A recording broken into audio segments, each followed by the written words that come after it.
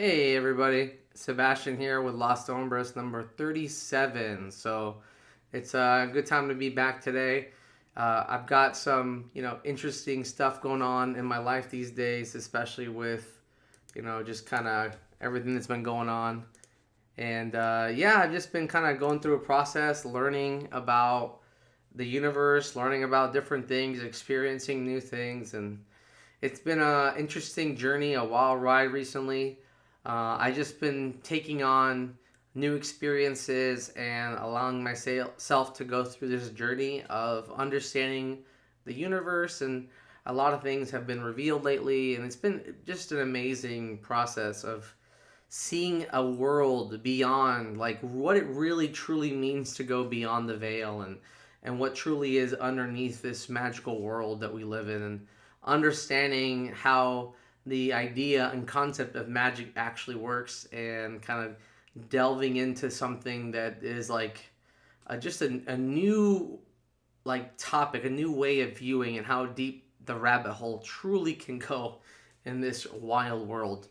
And there are certain mythical beings, creatures, essences, things that have existed throughout history. And it's interesting to see these concepts and try to understand them, and not fully understand what they're telling you until you really start to break things apart, look into history, understand, a lot of what's been happening in the world, and just like seeing how a bunch of different cultures have ultimately come to very similar conclusions throughout history.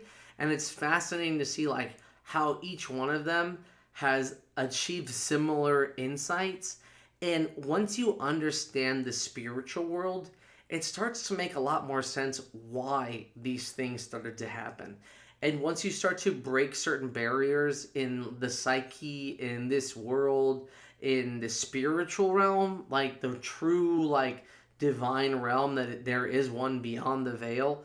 Once you get into that world, it starts to really open up avenues for new adventures and new ideas. And then you start looking back in history, and as you start experiencing new phenomena, you start saying, whoa, they were onto something huge. And now I understand all the references that are being made here. And it starts to open up a door to a realm that is ancient and been around for a long time, and a realm where you start to understand where these concepts come from, where these ideas come from, why they're an important part of our history, what our ancestors were trying to explain to us through their different ways of communication, like whether it was through art, hieroglyphics, through stories. All these different things are explaining like all kinds of interesting tales from our past. And to just know that we've gotten to this point, and how all these different parts of our history are trying to show us the truth, but we have been so doled out, like 100% doled out, where there is some interesting propaganda, interesting interruptions to the frequency. And again, once you really start diving deep into the world of magic or spirituality, divinity, it really does start to open up minds to other possibilities of how this world operates. That the ancestors truly were doing something beyond our comprehension. They were living in the true world. They were really connecting with another, like, underlying layer of reality that we are blind to see, because we are so disconnected from our true nature, that we live in a fear environment where it takes away the magic of the world, right? Because in order to activate the magical realm, you have to really be able to listen and be patient and understand the natural environment and the world that we live in. You have to be able to understand how energy works, like within the different living organisms. You have to understand the laws of nature and the shapes and the alchemy and all these different processes. Like, even ancient alchemy is very likely, when they were making potions and stuff, was so that they could activate certain states of their mind and body to connect to the spiritual realm, right? So they were, and you could say it's so what we call modern day getting high. To them, they were just connecting to the divine, right? That wasn't a drug. It wasn't a bad thing because they accepted that the spiritual realm was real. They accepted that this other side of reality exists and is actively affecting us, is actively in our lives and within around us. Like these energies are here, right? And so this is when we can talk about spirits or sprites or different entities that exist, again, beyond the veil, right? They even have references in ancient cultures where people who have either near death experiences or people who have already interacted with a divine contact or source start to be able to see through the veil of reality and start seeing that energy. And I would say there's different layers to the same way that you could say that somebody that is getting into spirituality starts to see the energies of people. So first you see like the way people respond, their language. So there are layers to what reality will show you. Once you really start getting into meditation, once you really start getting into breathing techniques, once you really start getting into herbs and whatever alchemy you want to talk about, once you start really exposing yourself to the other side of the realm, the other side of existence, the other dimensions, if you want to call them that, right? You start to understand that there are other entities that exist that because we don't look at them, they don't interact with us, right? So ghosts or sprites or whatever you want to call them, sometimes they might be demons. The spiritual realm, right, can only really be observed when your mind is dissolving into the surrounding environment, right? When your mind is able to dissolve itself, or you're able to focus in and start to feel the vibration of this environment. So whether you either go into like a hypnotic state and slow down to connect with the environment nearby, or like the internal like dialogues, you can also get into hyper trance where you start vibrating and you can start feeling those high energies coming into you. So depending on what's going on here, you can activate these states on your own to see the spiritual world, the spirit realm, right? Certain herbs, certain drugs, certain things can put you in a certain type of state where you can start moving your body and you can physically know that you're here, but you haven't witnessed yourself do that yet. And so these states where you're disconnecting from the self, the ego, and the body, and all these things also can promote some of these trance states where you can walk and live and create shapes and sounds and different rhythmic things and move and bend and start to dissolve that film of reality and start seeing reality in a different motion in a different time and space. When you can activate that slow state, when you can activate that ability to stay back in time, like hold back the conscious state, like really start to learn how to play with consciousness, you could call it. This conscious state is what's going to give you those abilities to process information differently or slow down reality, right? How to slow down time. So again, your physical body is still moving, but you can slow down the consciousness so much that you can actually disconnect from the self and witness yourself kind of floating through reality with your body, right?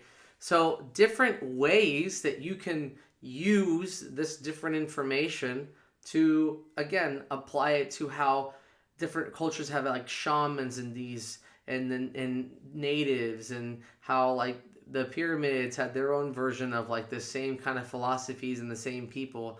And a lot of these cultures understood animals were very important to, like divinity, and how a lot of these cultures also saw very similar like symbols or things like in the world and understand like the space awareness very similarly, and how you could say they're like children of the stars, because once you activate some of these intense meditative states or these intense like feelings, you can start seeing symbols, you start seeing different formations and shapes. You can start experiencing armor or different like animal sensations. you'll start seeing like spiritual helmets show up, and it's very interesting how like the world can start to change and morph around you as you're going through some of these deeper trances, these deeper meditative states, these whatever you want to call it, these illuminations. So there's some real like insight on how shamans and these different belief systems all had like similar ideas of how to activate the divine and how it affected the human body and how it could change your own reality and your perception of reality. So these different methodologies of activating the spirit are very real, and a lot of people have been turned off from that because we don't do the things that help activate the chakras, the spirit, the energy. We don't take the time to have big groups of people and chants and energy and different like, and we're not eating naturalistic, and we're blocking a lot of this potential energy. So most people will never experience those awakenings, right? Those spiritual awakenings, those meditative states, those higher degrees of consciousness where you're literally like activating this high energy frequency where you're literally able to almost cast like magical spells. That's what it feels like. It feels like magic. It feels like you're talking to things. And I also believe that when you go into that spirit realm, when you start really meditating and activating that spiritual realm, like whatever you want to call it, shamanistic realm or mana, there is another realm.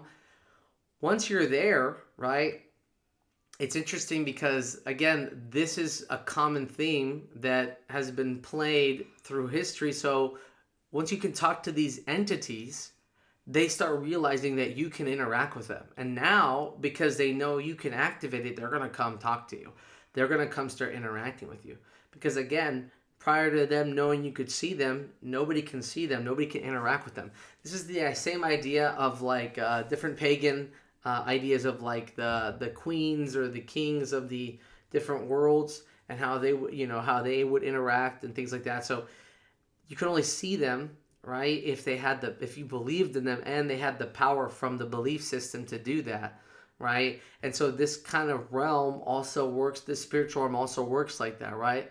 The more that you can talk to these entities and connect with them, the more they will start spreading that energy or that information or whatever you want to call it. But they can't talk to you if you don't notice them because they're on a different frequency. They're on a different level of reality. So you have to be able to elevate your consciousness, bring down the stress, open up the mind, bring down the stress, open up the mind, bring down, like get the energy pumped up and going and get it excited and start moving it, while also bringing down and being one with the self and really having those abilities to like meditate and activate and get excited and really pull that energy in. And again, you will see that these state of existence do exist. There are ways to activate this primal energy that also could be said it's like like star energy too. It's very interesting how this process, like how you can start seeing different colors and different things, and you can start hearing like your voice, and you can start seeing your hands almost like in a spectral way where they look like they're moving through each other because of the time dilation that you can cause. And so now you're watching your hands move, and you're watching different versions of your hand like smoke. So you start feeling yourself as ethereal, right? Even in your own sense, you are kind of pulling through the fabric of reality to live in your own state of existence, your own time frame, right? So you're able to meditate so well to a point where you're activating some mind state where you're in an in-between land in a way. And this allows you to be in the ethereal land, right? This is, you could say this is like astral projection in some way, where you're able to move your body, right? There's a state of existence where you can literally know that your body, you physically feel that your body is somewhere, but your consciousness hasn't caught up yet, right? So you can push your ethereal body, yourself, elsewhere in the same way, while physically you're over here, right? So you're able to go over here while you're physically here, and that's projecting yourself over here, but you know that you're not there. Like your spirit, your consciousness is over here, but your body is laying down, right? So there's a time like difference that you can create. So again, these things can all be done with certain meditations, certain states of existence, certain herbs. Like different things can cause this effect, right? And so this is what we could like reference to magic, right? So being able to see the ethereal realm and how does it work? Well, again, you have to dissolve your current reality to see the underlying reality. All the things they talk about, ley lines and energy and all these things. It's hard to conceptualize it when you haven't experienced it. So the best thing I can explain is that these energies will pop up, these things will happen when you reach certain meditative states or certain states of existence. And again, certain times of the year are going to have more energy, which again, why the ancestors typically had these certain holidays or these certain festivals, because they understood that energy was at a higher capacity, right, during these states, right? And also, another side fact, you can know magic's real when you know that in the Epstein files, they were like looking for things like Atlantis, and they wanted to break down consciousness, and they wanted to understand like the findings of MK Ultra and the Gate program and all these different things about how do we understand the magical realm? How do we activate magic? How do we activate divinity in people? Because it is a real state of consciousness, but most people do not get to those higher states of consciousness because number one, we don't have enough information to how to activate it, especially like in the mainstream, because many of these institutions are not going to want you to understand how to activate these states of being because they kind of go against the narrative of like activating these higher states of consciousness tells you that there's something else going on, that we have a higher purpose, that we have like something beyond this world going on within us. And it's hard to deny that we are not living the way we were meant to live. We have a higher like ability to get somewhere. And also when you look at things like, you know, ancient cultures, when they would wear these helmets, they would wear these gems and jewels and all these things, it's not a surprise that if they had certain elements where they literally could talk or use their energy, use their voice, use their abilities to create what we could call magic, right? To manipulate reality, to talk to the divine, to talk to different, like the original computer, right? Were they able to get into a state of consciousness where they could literally touch reality on a spiritual level using their crystals to interact with these things. And so there's all these different theories and philosophies of why ancient times had certain equipment that may seem odd or random, but in their time it was because magic was normal or normalized, right? Before the Industrial Revolution, I'm fairly certain we were using a lot more magical practices than we are nowadays, right?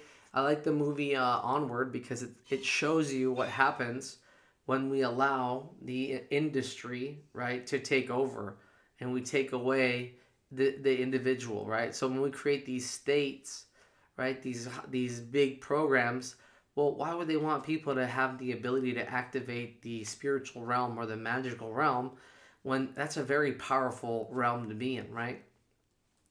And it makes a lot more sense now when you have people like Plachita, who is this shaman lady who was known for being able to manifest pieces and parts of organs into reality, put them into her patients, and then give them back their, you know, energy, all with their hands. And this is like people going and studying her and documenting this. And again, understanding how the spirit realm works, it's on an individualistic level to some extent too, because only I will be able to see this if I'm the only one that knows how to activate that realm, right? So once you activate the spirit realm and you can see the different programming around you, you can see like the imaging or whatever you want to call it, like the symbols, you call them runes, you know, you can call them hieroglyphics, whatever, you'll start seeing things around you. And I imagine that as you study how to work with this realm, that you start to be able to play with it with your mind and start interacting with this realm that now you have the capacity to work with and study it, right? So you have to actually study the magical land. But again, through enough practice, enough energy investment, you could probably do things like, again, create organs out of your hands. And why would that be dangerous to people? Like, to, like, not the humans, but these corporations and these big, companies. Well, because it's hard to sell something to somebody who can get it from the eternal world, right? When we can just pull in from the free world and get these things for us, right? So those things are important to understand, that we have to have these certain things in our life that are barriers, because if we became too powerful or understood the deeper understanding of what this world really can offer us, that these ancient stories maybe just weren't that mythical. Maybe they weren't actually just stories. Maybe some of them were truths that have been hidden into stories. Why? Because powerful people don't want the average person knowing how to activate that divine spark, that magical spark. So a lot of kids wish they could have lived in Harry Potter land, right? We're all like, oh man, Harry Potter land would have been cool. And maybe the reason we believe that is because deep down within us, there's an understanding that, hey, maybe there is a world beyond this veil. Maybe there really is magic. Maybe there really is divinity. Maybe there really is something beyond the veil. And these ancient cultures really did understand something. Maybe they really were able to put the stars together and create languages and maps of the stars because they were able to talk to beings beyond. Maybe they were able to crack codes that are shown in space, and they were able to see things and understand things that we don't, because we're being told to focus on all these other things. We can't focus on studying the universe, right?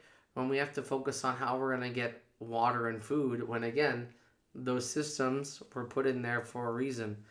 The world already had those things. We already had all these available, products in life, and here we are, right? Like, struggling. And again, investing time, money, and energy into what? Like, products.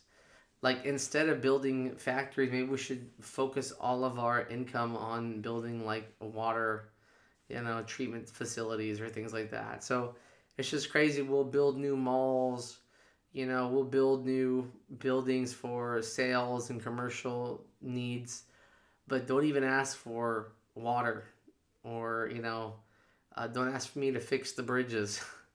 Like, those don't matter, but hey, that new shopping mall is going to be awesome. So again, priorities have been manipulated and changed, and it's just not the same world that we live in. And right now, it's pretty evident. Again, going back to the files, the big E files, they were literally showing you that they do sacrificing, that they do demonic stuff, that they are doing, like unhealthy, horrible things to people. And magic to them is real. And the reason they know it's real is because, again, it's real. Like, they're not going to let you know it's real. Why would they do that? It's like, they're going to keep it for themselves. They're not going to tell people, oh yeah, by the way, magic's real. They're the ones telling you it's not, so they can keep using this ethereal, arcanic plane. And again, how many cultures have to tell us, hey, by the way, mana is real, magic is real, like all these things are real. Yep, the same stories, like the tree of life. Okay, we have the tree of life within us. All cultures talk about the trees. Even in the Bible, there's a tree. Like, there are trees. And so the tree is within you, right? The roots are your lungs. The trunk is your neck. And the branches is your head. So that's the tree. You have it within you. And again, how many cultures talk about the trees, and they're all from different places. They're not close to each other. They're different places that talk about the same concepts. Because again, these are the laws of the universe. These are the laws of what we could say the creator, right? Whatever you want to call it. Now, everybody is seeing different things from the creator and appreciating different aspects of the creator, right? And so they're recognizing real things to appreciate what they see in this world. And trees, in this case, are very accurate to how people see themselves, because trees go from a little seed all the way up into a fully mature tree, and they can see that, hey, that's similar to us. We also have the same organs, and we create children and offspring and all these things, and they can also communicate. They got the branches that can also touch each other and talk to each other and protect each other. So they also have their own way of communicating. So they're very similar to us in a lot of ways. And you see trees in, again, several different cultures. And what's interesting about the tree is when the roots that go all the way down, they're actually touching the well water. Now, like, you could say that well water or water underground is the souls, right? That's the conscious collective, right? Unconscious collective. So the subconscious dreams, right? It's your dream state. And so all humans connect on a subconscious level, right? So that's where our spirit comes from to some extent, is this collective subconscious, right? And so we have this connection from all history of all humans and whatever, right? We have this realm that's underneath the tree, right? So that's where our soul, you could say, comes from, the underneath. And it's a process, right? Okay, so now we get that.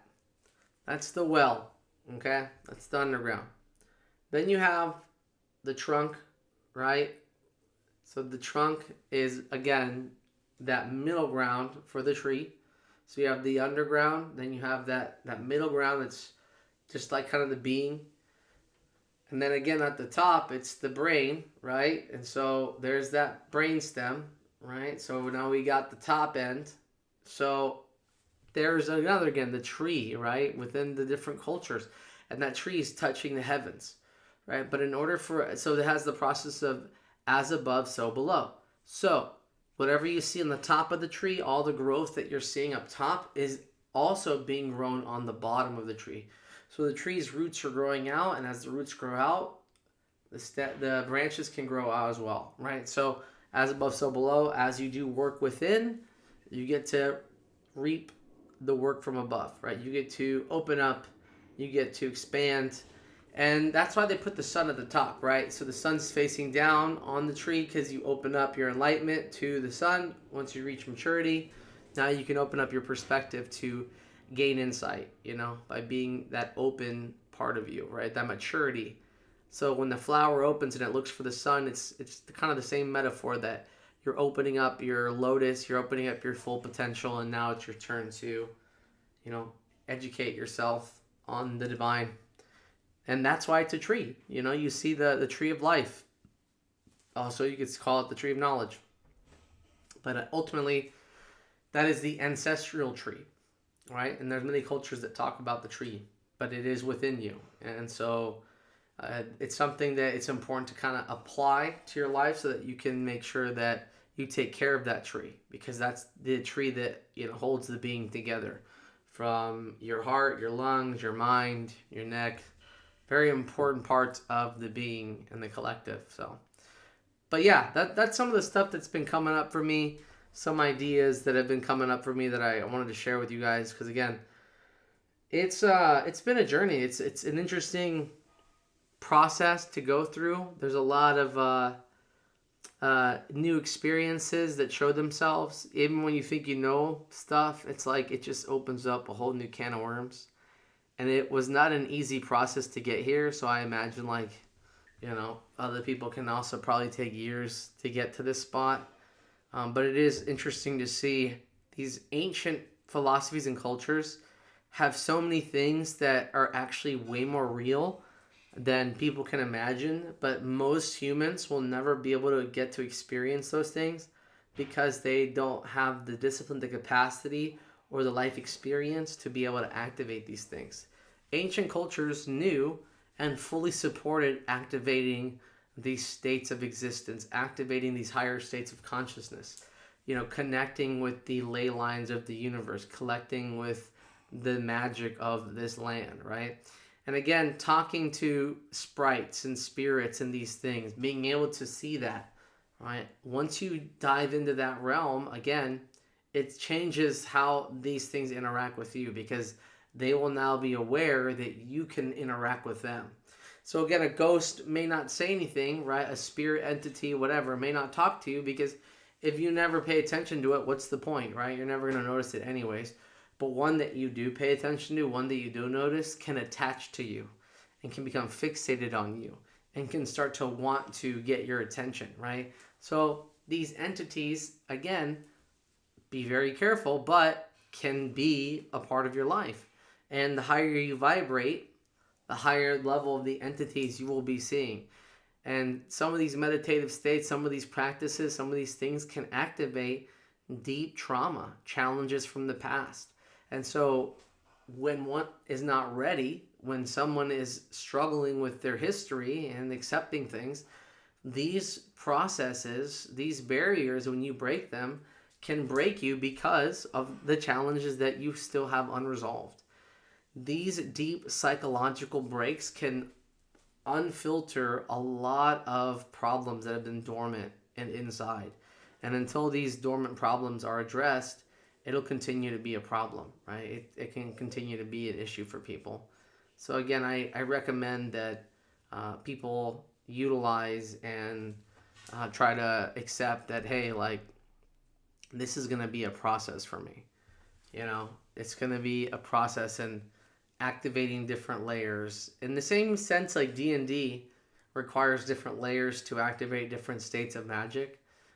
Well, this is the same process, right? So in order to get higher levels, you have to be able to handle and trust and believe that this is going to work out fine. This is something I can, trust and believe in, and I'm going to be fine. And again, really working on the self, really working on that internal balance, really working on that mindfulness, staying in the moment, because without being able to do that, it's hard to focus enough to actually activate these abilities, this divinity, and this insight, right? The more you doubt and question, the less the process can take over. The more it starts to take you out of that special place, that special reality. And again, a lot of these practices have been talked about for a long time, like ancient cultures and all this stuff, but they have to convince you that it's not real because they don't want you spending time learning about it. And anytime there is truth about it, you're going to find that they're going to hide the information. They're going to hide this type of stuff because, well, again, if people understood what their potential would be, then it would change how you would want to live your life. You'd want to live your life the way that you knew is best for you how to live your life. But that goes against status quo, right?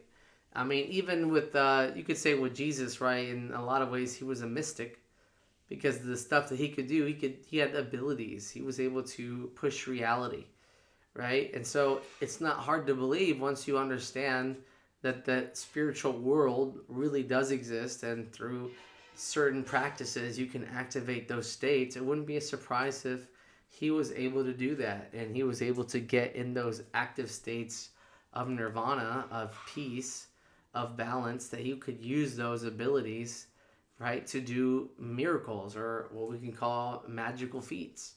And again, kind of looking at what magic is, the different layers of how it goes, right? There are movies, there are references, there's all these things that come out. And they all have very similar themes. And so once you start understanding how it works and you start listening to the themes, it starts to show you that's how it works. And again, it seems fanciful until you do it. So it's only as fanciful as, again, like the idea that, we'd never be able to talk on a cell phone. That there's no way that you could just have something that you could hold in your hand and call somebody and then talk to them, right? And again, that's just because somebody sat there long enough with the information and figure out how to do it, right? And so the other parts of us, the spiritual parts of us, they also are craving for that insight of, hey, how do I do this, right? And again, all kids start out with wanting to believe in magic, wanting to believe in something special, wanting to believe that there was a world underneath. And many of them know it. Many of them live in a life where they know that there is something underneath the surface. And this is probably where we could say they talk to spirits and sprites and they see that other side of the realm, right? So they're able to have imaginary friends and these little things and do that, right? And again, all those energies, all those beings come from the fact that they can see this other side. And maybe that's also why animals act very strange at times too, because maybe they're also able to peer into the veil, right, of the other reality that we can't see all the time because we are living in a state of high stress or emotion and able to be present for long periods of time. And to activate these things, you have to be able to be more present and be calm.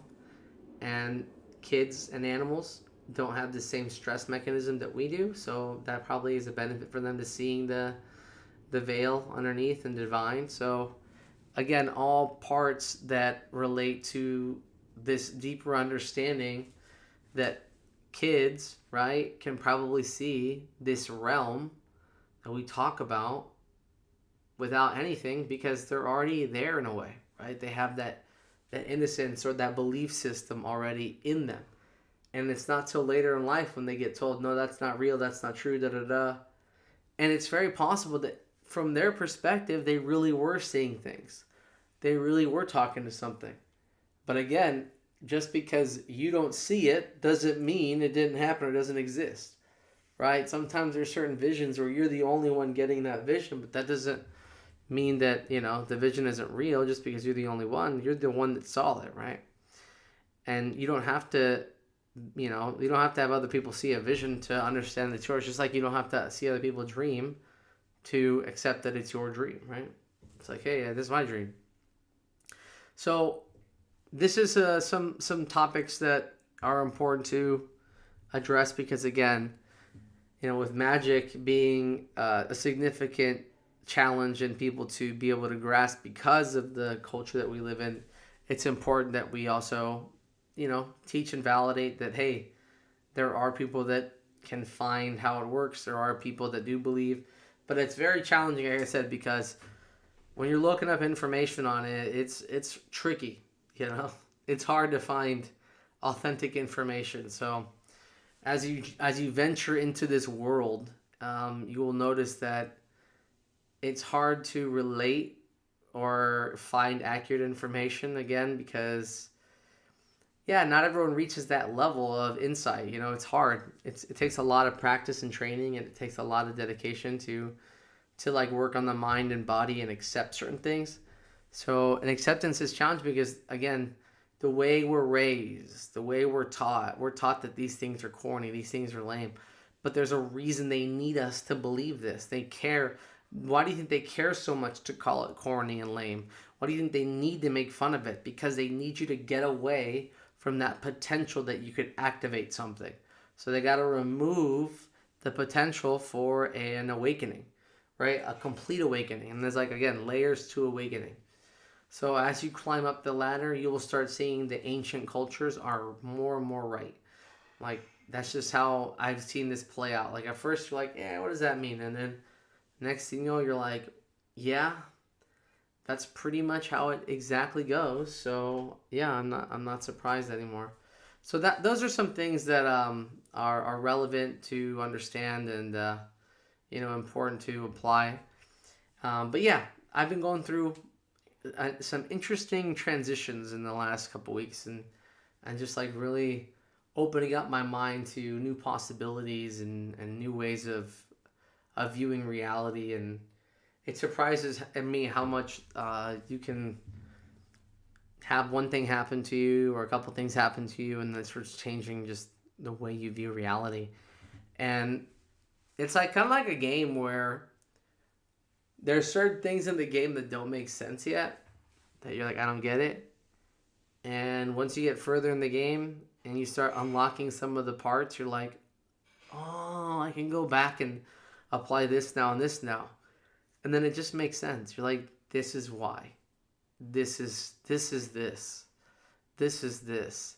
And so that process of connecting all the dots just makes it even more and more real. And it makes it make more sense. And so the further you go down the rabbit hole, the more you're like, whoa, there is truth here. And changes how I interact with people. It's going to change how I talk to people. Because again, not everybody is ready for that realm. Not everybody can accept that this exists because it goes against fundamentally everything that they have been traditionally taught. And that's a weird feeling that you have been living in a lie forever, pretty much. And then you have to say, okay, so if this has all been lied to, and there's clearly this is what's been going on, what is really going on?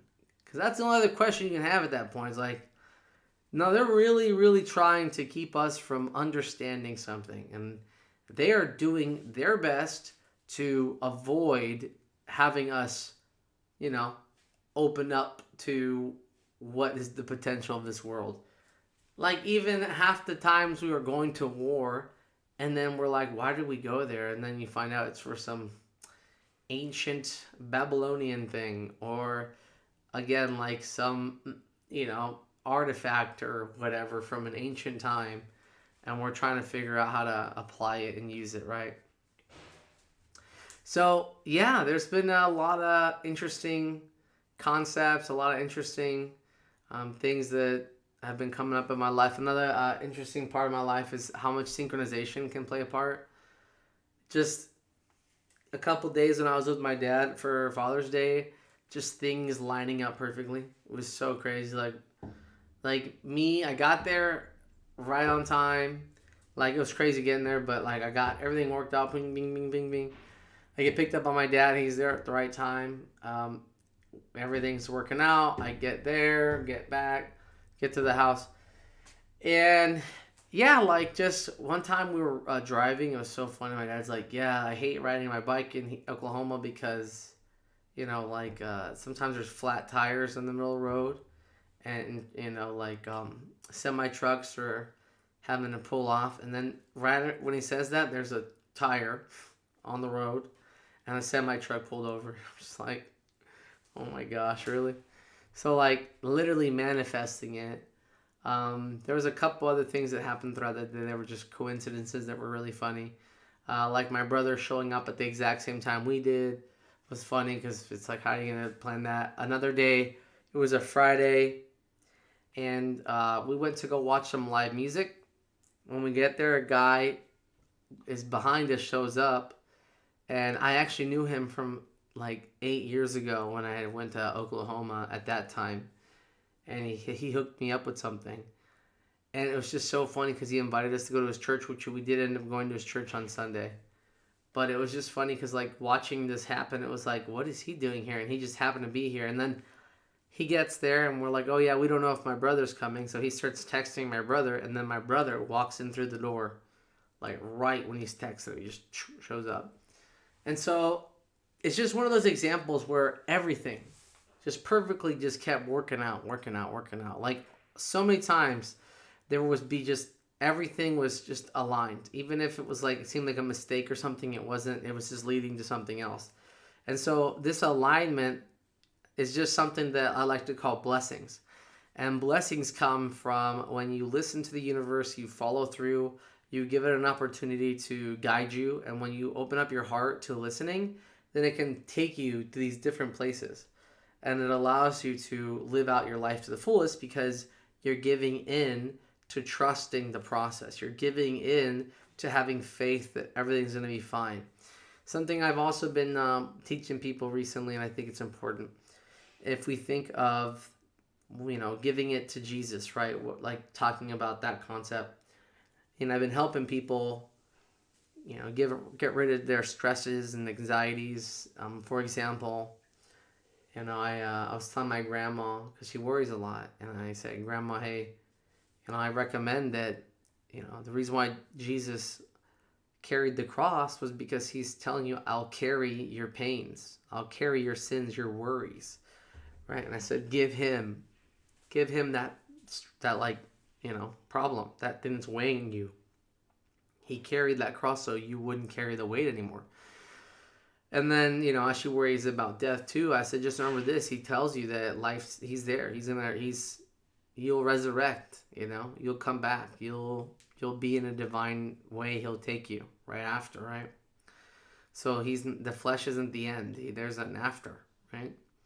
So just kind of helping her see that this idea of this stress is giving it up to the higher power to hold for you, right? Give it that opportunity to hold things together, right?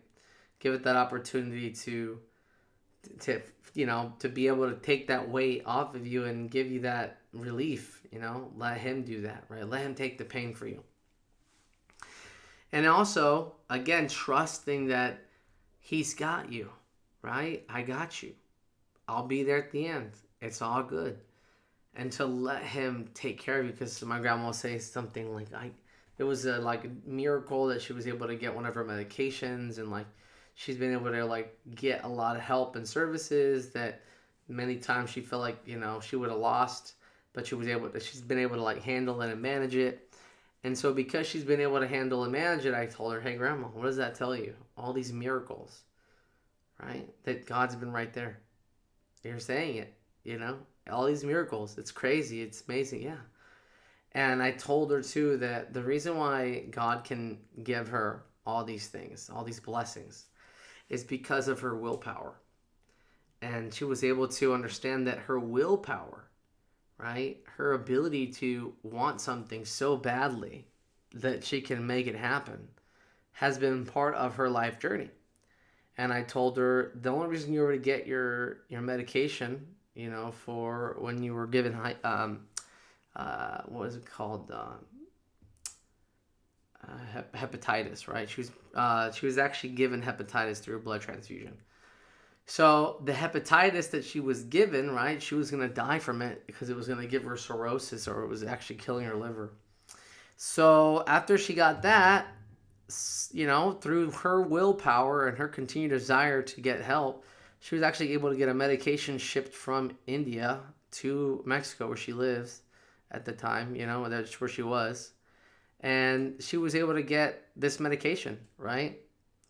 And so at the time, whenever this happened, she was able to get saved by God, and like he was able to be there for her. And so again, this whole process of trusting, having faith, it goes back to that idea that, hey, like look at all the times God's been there for you, and let God keep being there for you.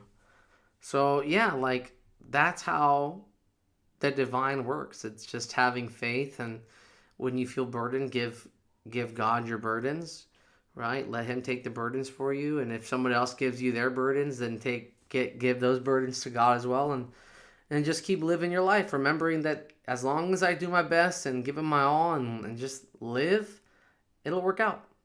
He's got my back. I just can do my best and not take those burdens and not react to people and not get short, and just be responsible for how I want to live my life. And that's really important, right? That's where I've also been helping people kind of learn how to let go, learn how to have faith and trust, and truly understanding the metaphors of why these things played out, why it went up the hill or the mountain, and why all these things had to happen, and how they play out, and how we can apply them to what we understand. And I would just go back to this too. I also believe that you could say Jesus, or Yeshua, was he was a magician, a mystic, I would call it. And that's why he was able to do all those miracles. And he understood how this mystical world worked, how to activate his divine, how to activate the spirit world. Because again, if he is half man, like half spirit already, if he is that man and spirit in one, then he already has access to the divine source, right? He already has access to that magic world, the one that he's trying to teach us how to activate, because he can see it. He's part of it, right?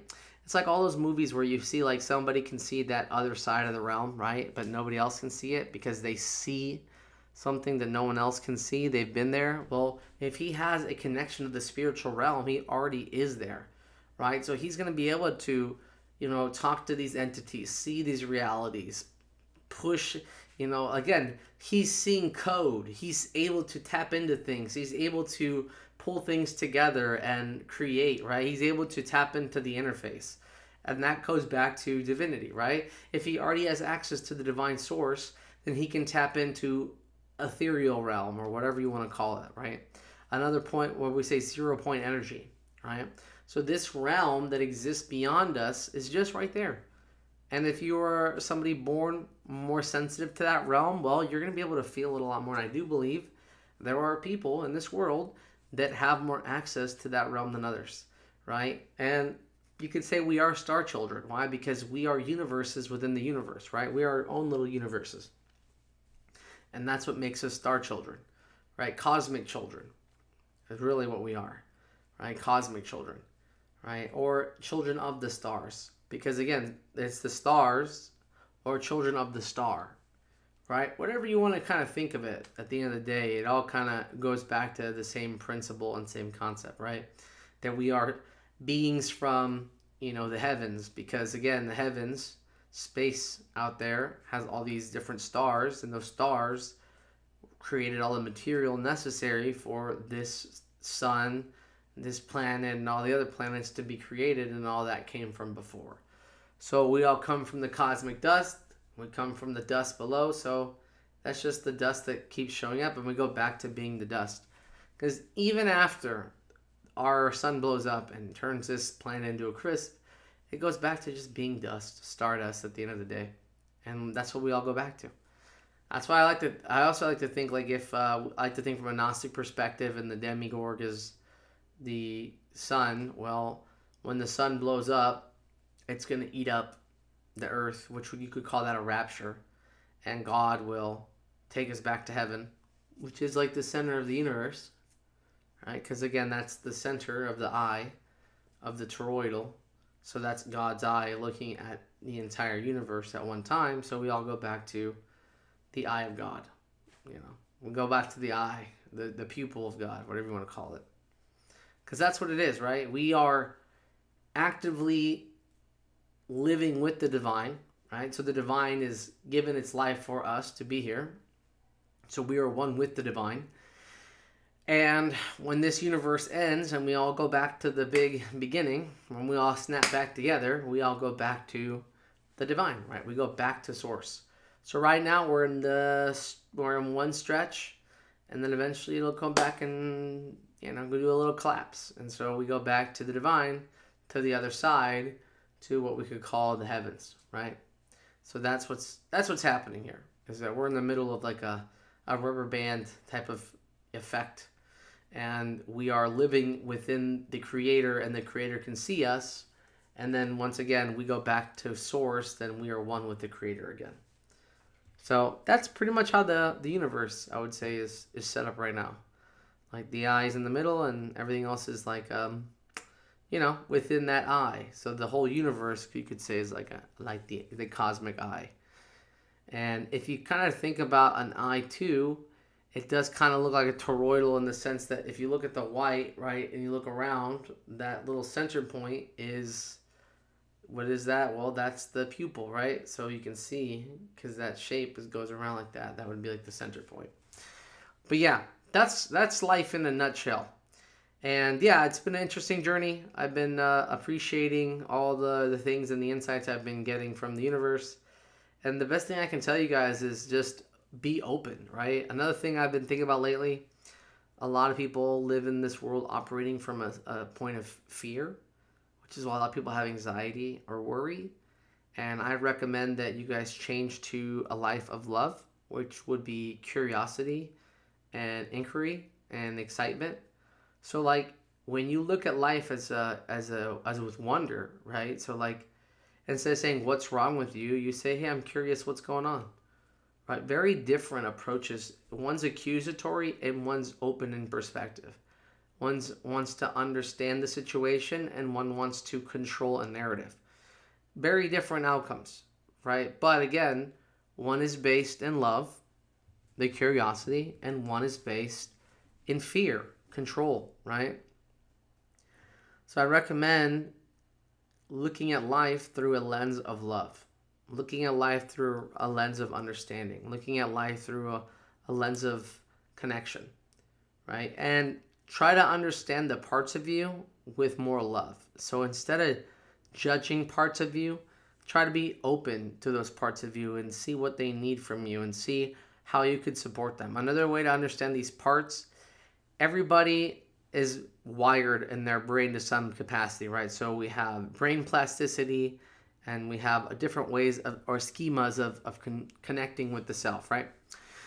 So these parts of you have physical wires connected to represent each part of them, right? So they're physically manifested in you. And why this is important is that when you are curious about the different parts of you, like your angry part, your emotional part, your happy part, your all these parts of you, the part that wants to punch someone in the face, the part that wants to run away, all these parts, right?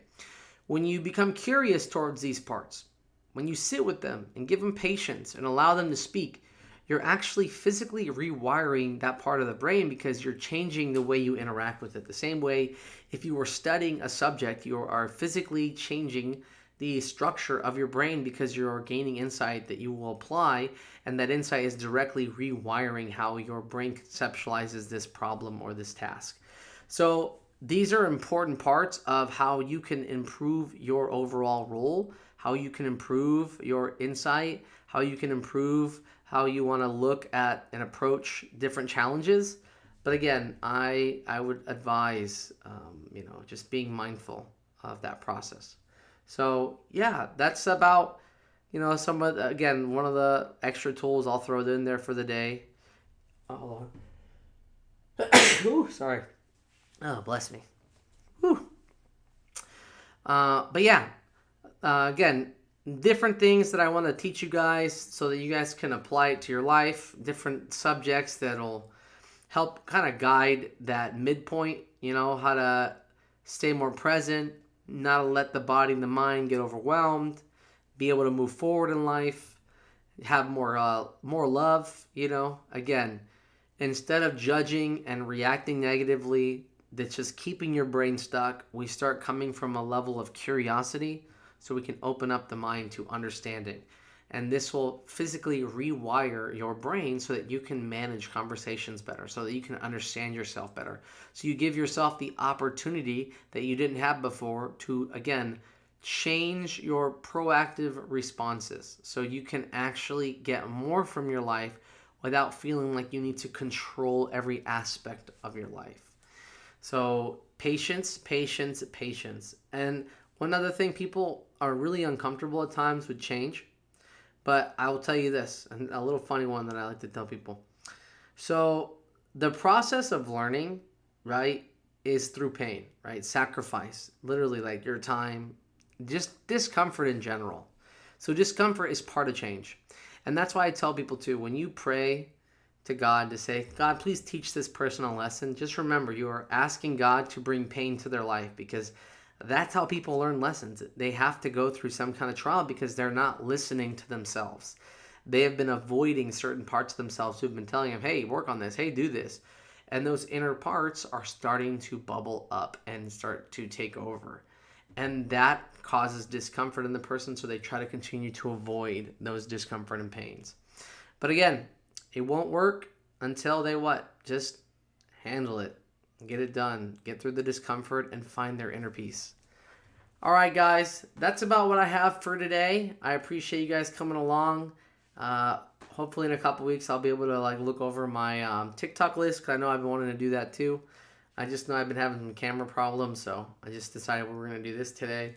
And I'll give it a shot as I work on, how the video works and the audio works, okay?